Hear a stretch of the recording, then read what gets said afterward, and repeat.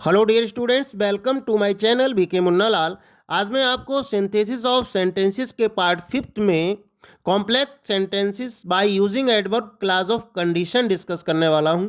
Dear students, यदि अभी तक आप मेरे चैनल पर नए हो तो चैनल को सब्सक्राइब अवश्य कर लें, जिससे आप मेरे आने वाले हर वीडियो का नोटिफिकेशन प्राप्त कर सकें और उसका लाभ ले सकें।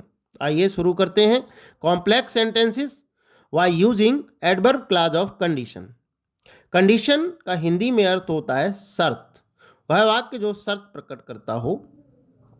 अब शर्त दर्शाने वाले जो वाक्य होते हैं उनको हम निम्न सबऑर्डिनेटिंग कंजंक्शंस की सहायता से जोड़कर एक कॉम्प्लेक्स सेंटेंस बना सकते हैं।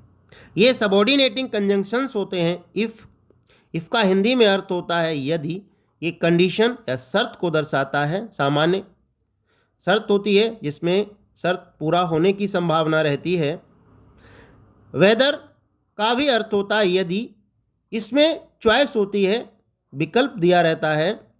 अनलेस इसका अर्थ होता है जब तक नहीं या यदि नहीं। इन केस ऑफ और इन केस इसका अर्थ होता है कि दशा में, कि हालात में, बशर्ते।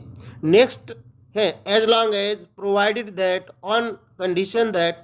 इसका भी अर्थ बशर्ते होता है, परंतु ये फॉर स्ट्रिक्ट कंडीशंस के लिए प्रयोग होते हैं। यदि ऐसा होगा तभी ऐसा संभव होगा, अन्यथा नहीं होगा। अब विभिन्न उदाहरणों के माध्यम से हम एडवर्ब क्लास ऑफ कंडीशंस को जोड़ना सीखेंगे। एग्जाम्पल है work hard you will get success. कठिन परिश्रम करो तुम सफल हो जाओगे। अब यहाँ पर कंडीशन है, यदि आप कठिन परिश्रम करेंगे तभी सफल होंगे।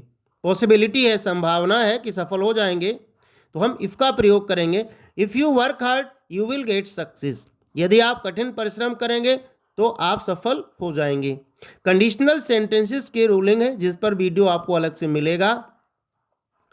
अब नेक्स्ट हम सबऑर्डिनेटिंग कंजंक्शन प्रयोग कर रहे हैं अनलेस, जिसका अर्थ होता है जब तक नहीं। अर्थात ये अनलेस यू वर्क हार्ड, जब तक आप कठिन परिश्रम नहीं करेंगे, you will not get success, आप सफलता प्राप्त नहीं कर पाएंगे। नेक्स्ट एग्जाम्पल है do not walk in the sun.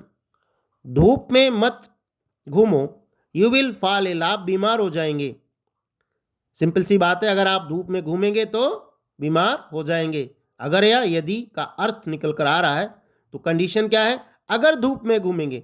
If you walk in the sun you will fall ill, आप बीमार हो जाएंगे। नेक्स्ट एग्जाम्पल है आई डू नॉट नो, मुझे नहीं ज्ञात है।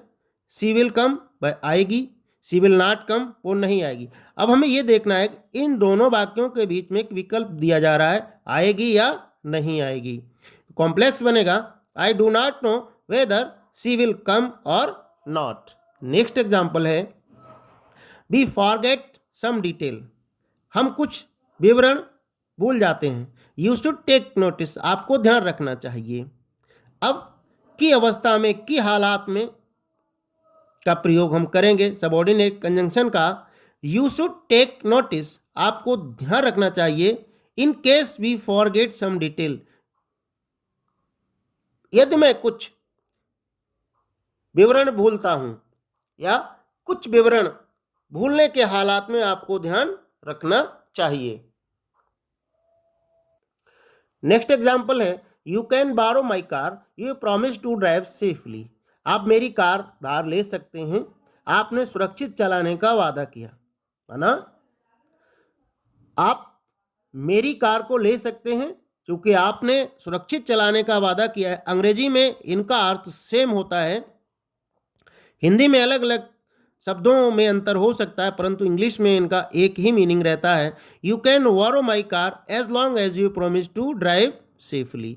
नेक्स्ट एग्जाम्पल है you can drive a car, आप एक कार चला सकते हैं। You have a valid license, आपके पास एक वैलिड लाइसेंस है, माना कंडीशन है, स्ट्रिक्ट कंडीशन है। यदि आपके पास एक उचित लाइसेंस है तभी आप कार चला सकते हैं। तो हम इसमें प्रोवाइडेड दैट का प्रयोग कर सकते हैं, एज लॉन्ग एज का कर सकते हैं, कंडीशन ऑन कंडीशन दैट का प्रयोग कर सकते हैं। ये स्ट्रिक्ट कंडीशन के लिए आता है, अनिवार्य कंडीशन के लिए आता है। कॉम्प्लेक्स बनेगा you can drive a car provided that you have a valid license. आशा है डियर स्टूडेंट्स ये वीडियो आपको पसंद आया होगा। पसंद आया हो तो लाइक करिए, शेयर कीजिएगा। वीडियो के अंत में डिस्क्रिप्शन बॉक्स में मैं अन्य सिंथेसिस के इंपॉर्टेंट टॉपिक्स की लिंक दे दूंगा, वहां जाकर आप उनको तैयार कर सकते हैं। बने रहिए बेहतर तैयारी के साथ आपके अपने चैनल पीके मुन्नालाल में। Thanks for watching.